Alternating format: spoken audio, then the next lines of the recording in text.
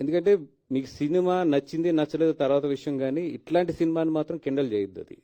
ఎందుకంటే this is emotion of you people, and today in the lift you are laughing because of ఇట్లాంటి వాళ్ళ లైఫ్లు sacrifice చేయడం వల్లే మనం ఒక ఫ్రీడమ్ వచ్చి మనందరం కూడా ఈరోజు లిఫ్ట్లో కానీ మనం కారులో కానీ లేదంటే మనం ఇంత ఆనందంగా నవ్వుకోగలుగుతున్నామంటే అట్లాంటి వాళ్ళు వాళ్ళ ప్రాణాలు ఇచ్చేయడం వల్లే.